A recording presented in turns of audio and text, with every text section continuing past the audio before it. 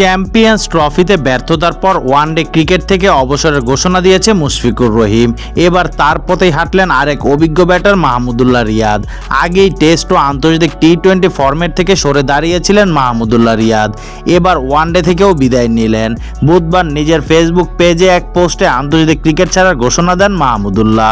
মাহমুদুল্লাহর অবসর ঘোষণার প্রতিক্রিয়া এক বিবৃতিতে বিসিবির পক্ষ থেকে বলা হয়েছে, Bangladesh cricket board BCB Bangladesh দলে অসাধারণ অবদানের জন্য মাহমুদুল্লাহ রিয়াদকে আন্তরিক কৃতজ্ঞতা জানাচ্ছে।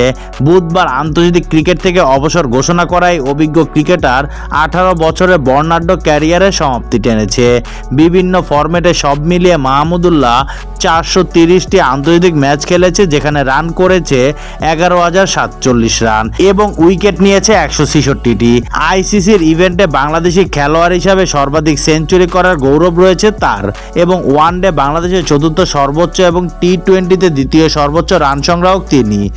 6টি টেস্ট ম্যাচ এবং 43টি টি-20 আন্তর্জাতিকে জাতীয় দলকে নেতৃত্ব দেওয়ার গৌরব অর্জন করেছে। মাহমুদুল্লাহর অবদানের প্রশংসা করে বিসিবির সভাপতি ফারুক আহমেদ বলেন, এটি বাংলাদেশ ক্রিকেটের সাথে যুক্ত সকলের জন্য একটি হৃদয় বিদারক মুহূর্ত, কারণ মাহমুদুল্লাহ প্রায় 2 দশক ধরে জাতীয় দলের শক্তির স্তম্ভ হয়ে আছে। চাপের মধ্যেও তার ধারাবাহিক এবং সাফল্য তাকে অমূল্য সম্পদে পরিণত করেছে।